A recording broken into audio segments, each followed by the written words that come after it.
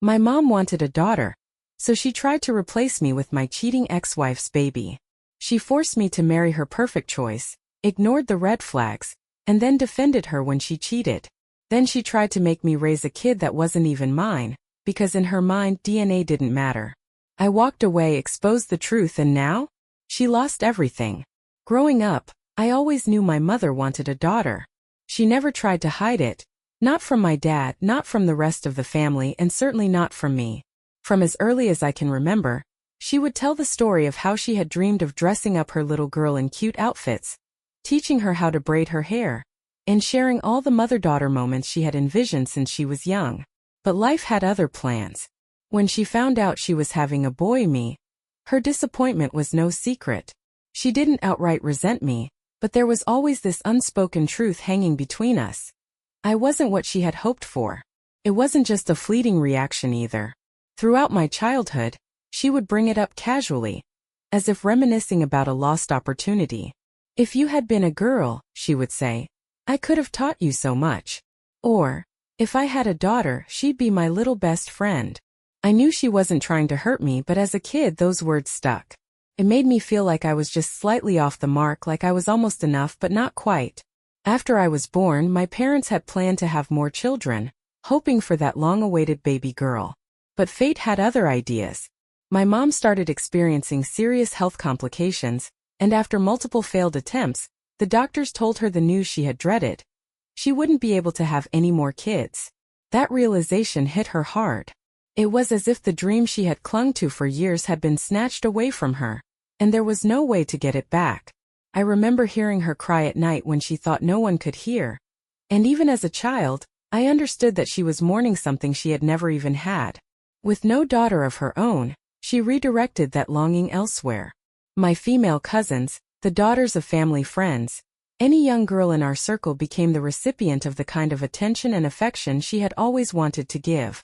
She would dote on them, buy them gifts for no reason, teach them how to style their hair, help them pick out outfits. It wasn't just kindness, it was something deeper, something more personal. And I saw it all. But strangely, I never resented her for it. I had accepted it as just part of who she was. I knew she loved me in her own way. My father never made me feel like I was anything less than enough, and that helped me brush it off. I didn't take it personally, at least not until much later in life, when it became clear that her longing for a daughter would ultimately shape the choices she made for me. And that's how Sophia entered the picture. My mother had always been the type to meddle in my personal life, but it was nothing compared to what happened when she met Sophia. It all started when she reconnected with an old high school friend, Lisa, a woman she hadn't spoken to in decades. From what I gathered, Lisa had fallen on hard times after her husband passed away, and she and her daughter Sophia had moved in with a relative to make ends meet. The moment my mother met Sophia, it was like she had found the daughter she was never able to have. "She's absolutely stunning," my mom gushed the first time she told me about her. "She's smart, kind, and she has the most beautiful smile. You two would be perfect together." I barely reacted. My mother had tried setting me up before, usually with friends' daughters, co-workers' nieces, any woman who she thought had wife potential. I had learned to nod, let her talk, and then ignore it. But this time she was persistent. For weeks I couldn't have a single conversation with her without Sophia's name coming up. "Just meet her once," she'd say. "What's the harm in one date?" At first I refused, brushing it off as another one of her desperate matchmaking attempts. But she wouldn't let it go. Every call, every visit, every dinner, it always circled back to Sophia. It got to the point where I just wanted her to stop talking about it. So I caved. I agreed to meet Sophia for one blind date, just to shut my mother up. No expectations, no pressure. I'd get through the dinner, come back, and move on with my life. The first time I met Sophia, I could immediately see why my mom was so obsessed with her. She was gorgeous, long dark hair, striking green eyes, and a soft, almost delicate presence about her. The kind of woman that would turn heads in any room. But looks only get you so far. Over dinner I tried to get a sense of who she really was. What did she want out of life? What drove her? What kind of future did she see for herself? Her answer? She just wanted to be a stay-at-home wife. Not even a stay-at-home mom, just a wife. I won't lie, I was caught off guard. Okay, but what do you want to do before you have kids? I asked, expecting something, a career goal, a hobby, and ambition. She just smiled sweetly and shrugged. Nothing really. My mom stayed home and I always thought that was the best way to have a happy marriage. I nodded, keeping my expression neutral, but internally I knew this wasn't what I was looking for. Don't get me wrong, there's nothing wrong with wanting to be a stay-at-home wife or mother. But at that point in my life I was focused on building something for myself. I wanted a partner, someone with goals, someone who had their own ambitions, someone who wanted more than just marriage. By the time dinner ended, I had already made up my mind. Sophia was sweet, but we were just too different. I told my mom the next day that it wasn't going to work out. Her reaction? Pure devastation. You didn't even give her a chance, she argued. She's perfect for you. You're being too picky. Mom, we don't want the same things, I said, trying to keep my voice calm. I need someone who has a little more drive, you know? Someone who. Oh, stop, she interrupted, waving me off. She's beautiful, she's kind, she'll be a great wife. That's all that matters. I knew arguing was pointless, so I ended it there. I thought that was the last I'd hear about Sophia. I was wrong. Because my mother wasn't just determined. She was relentless. And soon she would take matters into her own hands. A few weeks after I told my mother I wasn't interested in Sophia, she invited me over for dinner. That wasn't unusual, she often did that, usually as an excuse to check in on me. When I arrived, though, I immediately knew something was off. Sitting in the living room, looking just as surprised as I was Sophia. My mother, with a wide grin on her face, acted like nothing was out of the ordinary. Oh, look at that. You two are here at the same time. What a coincidence, she said, completely ignoring the fact that neither of us believed a word of it. Before I could say anything, she grabbed my father's hand and dragged him toward the door, saying they had last-minute errands to run. Enjoy your date, she called out as they left. I was mortified, but judging by Sophia's reaction, she was just as blindsided. We stood there awkwardly for a moment, both of us knowing exactly what had happened but not sure how to handle it. I could have left, made some excuse to get out of there, but I didn't want to embarrass her further. Instead, I sighed, forced a smile, and said, well, since we're here, we might as well talk. She laughed, a little nervous but appreciative. We sat down, and for the first time, I actually listened. Sophia admitted that she had liked me after our first date and had been confused when I never called her again. She assumed I wasn't interested but hadn't expected to be put in this awkward situation either. I told her as gently as I could that while I thought she was a kind and beautiful person, we just had different views on life and what we wanted. But then she started talking about her volunteer work. She told me how she spent her time at the church, helping kids from struggling families, organizing donation drives, and being involved in community work. The way she spoke about it, it was the first time I saw real passion in her. Maybe I had judged her too quickly. Maybe there was more to her than I initially thought.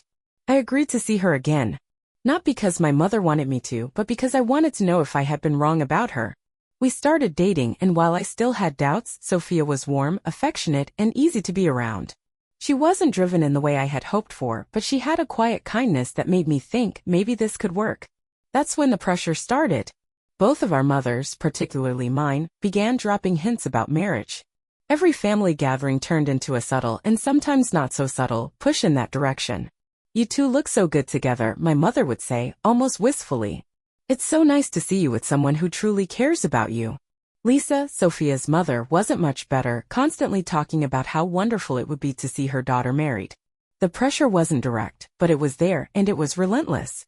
I wasn't planning to propose anytime soon, but then I got a promotion at work. My salary increased significantly, giving me a stronger sense of financial stability, and that's when my mother went all in. You're in the perfect position to start a family now, she told me. There's no reason to wait. Even my father, who normally stayed out of these things, made a comment about how it might not be a bad idea to settle down. I don't know if it was the constant nudging, the fact that I did care about Sophia in some way, or just the overwhelming feeling that this was what was expected of me, but I proposed. The moment she said yes, my mother took over. The wedding planning became her personal project and no expense was spared. She insisted on booking the most extravagant venue, the best caterers, the grandest floral arrangements, everything had to be perfect. It wasn't just a wedding, it was the wedding she had dreamed of for her own daughter. My father stayed quiet through most of it as he usually did, but I could tell he thought it was excessive. I should have spoken up, set boundaries, taken more control, but I didn't. I let it happen. The wedding was beautiful, far more extravagant than I had ever imagined. Sophia was glowing, and my mother looked like she had finally gotten everything she ever wanted. That day, she wasn't just celebrating my marriage, she was celebrating the fact that she had, in some way, finally gained the daughter she had longed for. I ignored the uneasy feeling in my gut and convinced myself that this was a new beginning, that everything would work out. I had no idea that within a year it would all fall apart. The honeymoon phase didn't last long. After the wedding, Sophia settled into her new role as a stay-at-home wife, just like she had always wanted. At first, I didn't question it. I had known going into this that she wasn't career-driven, and she had made it clear that she saw her role in the household as one of support and care. But within a few months it became obvious that something wasn't right. She was home all day, but the house was a mess. Dishes piled up in the sink, laundry sat unfolded for days, and more often than not, I'd come home from work to find her rushing to throw together dinner at the last minute. I didn't expect her to be a full-time maid, but I thought there would at least be some effort put into maintaining the home, especially since she had insisted on staying home instead of working. Instead, she always seemed rushed, distracted, like she had spent the whole day doing anything but what she had planned. And then there was the money. One night, over dinner, she casually mentioned that we should start sending money to her mother. I nearly choked on my food. "Wait, what?" I asked, setting my fork down. "My mom needs some help. We're doing well financially, so it just makes sense that we help her out," she said, as if it were the most natural thing in the world. I frowned. "I thought your uncle was taking care of her?" She hesitated for a moment. "He is, but it's not fair for him to do everything. We should contribute too." This had never been discussed before. Not once. And now out of nowhere I was supposed to start regularly sending money to my mother-in-law? I told her I'd think about it, but that wasn't the answer she wanted. Over the next few weeks she kept bringing it up. Every conversation seemed to circle back to her mother's supposed struggles, how we had more than enough, and how, as her husband, it was my responsibility to take care of her family too. I started to wonder if this had been the plan all along: marry me, settle in, and then start chipping away at my finances. But even more concerning than the money was her constant absence. For someone who had insisted on being a stay-at-home wife, she was never home. She started coming home later and later, claiming she had been busy with volunteer work at the church. At first I didn't question it. I wanted to believe she was genuinely spending her time helping others, just like she had said she did before we got married. But after a while it became impossible to ignore the inconsistencies. She'd tell me she had been at the church all day, yet when I'd ask for details, who she had been working with, what projects she was helping on, her answers were always vague. The stories didn't line up. Sometimes she'd say she was working with kids, other times she'd say she was organizing donations, but the next time I asked, she wouldn't even remember what she had told me the first time. One evening I finally confronted her about it. "Sophia, I don't get it. You wanted to stay home, but you're never actually home. You tell me you're at the church all day, but something just doesn't add up. What's going on?" She sighed dramatically, as if I was being unreasonable. "I'm just trying to do something meaningful with my time." "I thought you'd support that." "I do," I said. "But it feels like you're always gone, and when you are here, everything's a mess. You don't even cook until I'm already home, and you're constantly asking me for money for your mom. This isn't what I thought our life would be." She rolled her eyes. "So now you're mad that I don't have dinner ready on the table the second you walk in? I didn't know I was supposed to be your servant." "That's not what I'm saying," I said, trying to stay calm. "I just don't understand why you're always so busy when you don't even have a job." She sighed again, shaking her head. "I'll do better," she said. "I promise." But nothing changed. The house stayed a mess. The money requests didn't stop. She kept disappearing during the day, always coming home late with more and more excuses. I tried not to think too much about it. Maybe I was overreacting. Maybe she really was just passionate about her volunteer work. Maybe I was expecting too much. But deep down I knew something was wrong. And soon I would find out just how deep the betrayal really went. The nagging feeling in my gut wouldn't go away. No matter how many times I tried to push it aside, something about Sophia's routine didn't add up. If she was spending all this time at the church, why was the house always neglected? Why did she always seem exhausted but never had anything to show for her supposed hard work? Why were her stories full of contradictions? I needed answers. So one Saturday, when she left in the morning for another long day of volunteering, I decided to see for myself. I drove to the church she had always mentioned, expecting to find her somewhere inside, maybe helping set up an event or working with the community. Instead, I found nothing. I walked in and asked a few people if they had seen her. Blank stares. Confused looks. No one knew who she was. I repeated her name, described her appearance, even mentioned the projects she had supposedly been working on. The answers were always the same, they had never heard of her. At that moment, the air in my lungs felt thick. My mind raced through every excuse, every possible explanation, but the truth was staring me in the face. She had been lying to me. I drove home, heart pounding, trying to figure out my next move. I needed proof, concrete, undeniable proof, before I confronted her. I couldn't just accuse her based on a gut feeling. I had to be absolutely sure. So the next day, instead of going to work, I stayed home. I parked my car a few houses down, far enough so she wouldn't see me, and I waited. At 10 a.m., just like always, she walked out the front door, dressed completely differently from how she usually looked around me. Gone was the modest, conservative clothing she wore at home. Instead, she had on tight jeans, a low-cut top, and makeup that was far too done up for a simple day of church volunteering. I felt sick. She got into her car, and I followed her, keeping a safe distance. At first, she drove aimlessly, as if she was making sure she wasn't being followed. But eventually, she pulled into the driveway of a house I had never seen before. And then he came out. A man, tall, well-built, and way too comfortable with my wife. My stomach twisted into knots as I watched them meet in the driveway. She smiled at him, her entire face lighting up in a way I hadn't seen in months. He pulled her in close, arms wrapping around her waist, and without hesitation, they kissed. Right there. In broad daylight. Like it was the most normal thing in the world. I gripped the steering wheel so hard my knuckles turned white. My ears rang, my vision blurred at the edges, and for a second I thought I might pass out.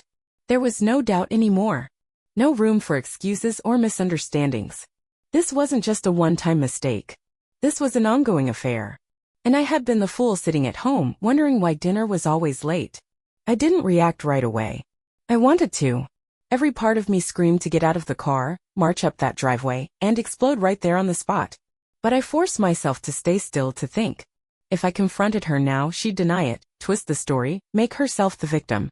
I needed proof, undeniable proof that would shut down any excuse she could come up with. So I pulled out my phone and started taking pictures, Sophia in his arms, the way they held each other, the way they kissed like they had done it 100 times before. I stayed for over an hour, watching them laugh, touch, walk in and out of the house together as if they were a real couple. As if I didn't exist. When I had more than enough, I drove away, my hands shaking on the wheel. That night, I barely spoke to her. I went through her phone when she was in the shower, screenshotting every incriminating message I could find. She had been seeing him for months, sending texts about how much she missed him, how she loved sneaking away to be with him, how she wished she could have married him instead. I sent everything to my own phone, saving it all for later. I didn't sleep that night. I just lay there, staring at the ceiling, waiting for morning. When she woke up, I was already dressed, sitting at the kitchen table with my phone in front of me. She rubbed her eyes, looking confused. "What's wrong?" she asked. I stared at her, silent for a long time, before finally speaking. "Who is he?"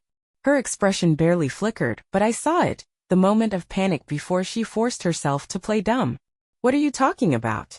I slid my phone across the table, letting her see the pictures, the texts, all the evidence I had gathered. She went pale.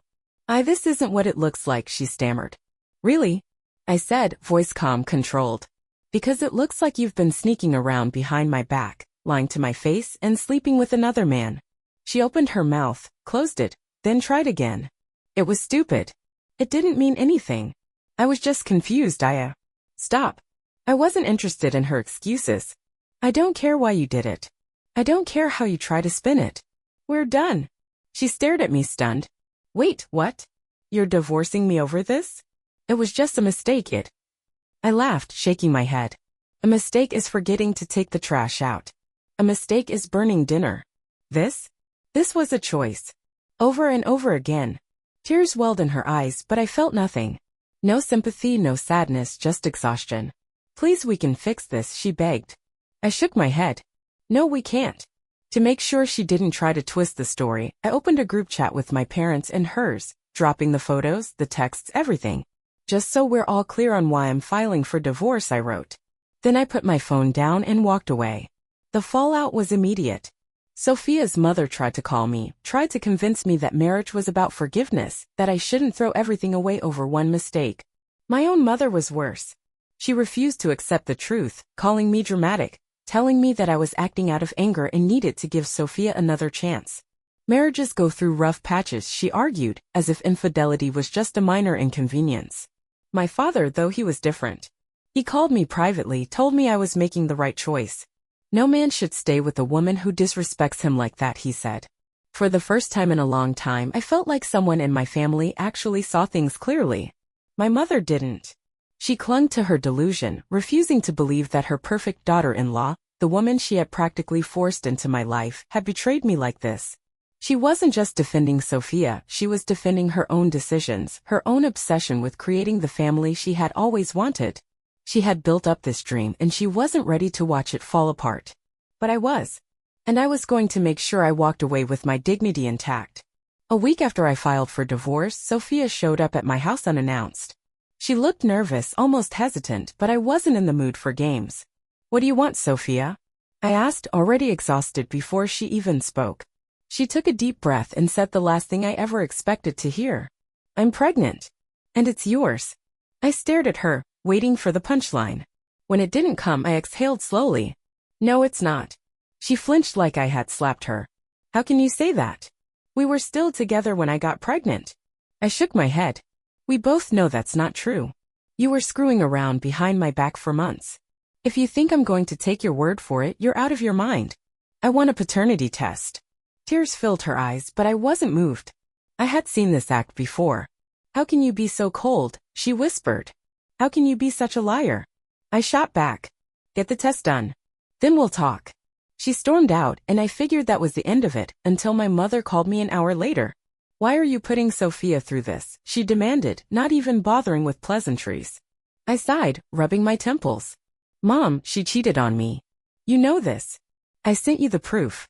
"But she's pregnant," she shot back. "This is bigger than whatever happened between you two. DNA doesn't matter, family is family." I actually laughed, stunned at how far she was willing to go. "DNA doesn't matter? You want me to raise another man's kid because you like Sophia so much?" She scoffed. "How do you even know it's not yours?" "That's the point of the test, Mom." But she wasn't hearing it. "You're acting like a coward. A real man would step up." That was when I realized this had nothing to do with Sophia. My mother had already decided that this baby was hers, her granddaughter, her second chance at the daughter she had never had. The truth didn't matter to her. Only the fantasy did. I hung up before I said something I'd regret. Then came the real battle, court. Sophia had gone ahead and filed for child support before the baby was even born, trying to get ahead of the paternity test. And to my absolute disbelief, my own mother testified against me. She sat there in front of the judge and claimed that Sophia's affair had been emotional, not physical. That there was no proof that I wasn't the father, and that even if the baby wasn't biologically mine, I should still step up and take responsibility. I sat there in stunned silence, watching the woman who raised me try to ruin my life. Luckily, the judge wasn't an idiot. He ruled that no child support could be ordered until after a DNA test was conducted. That was all I needed. A few months later, when the baby was born, the test was done. The results came in exactly as I knew they would. The child wasn't mine. When I told Sophia, she broke down sobbing, begging me to reconsider. "Please, I can't do this alone," she cried. "My family is going to turn their back on me. He doesn't want to be involved." I didn't care. I repeated the words I had been waiting to say for months. "I'm not the father. This isn't my responsibility. We're done." Sophia's mother blamed me.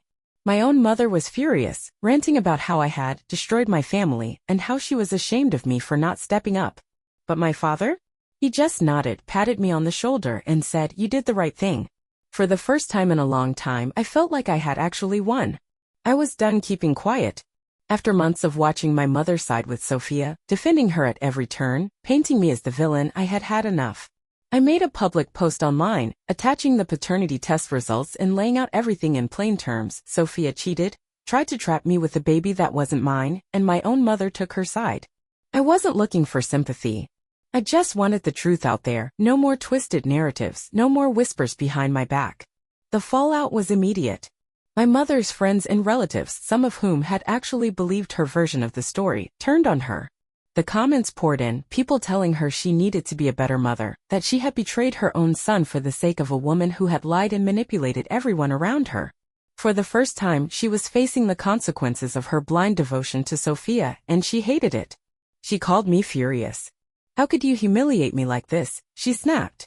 "You turned everyone against me." I almost laughed at the irony. "You did that yourself, Mom." All I did was tell the truth.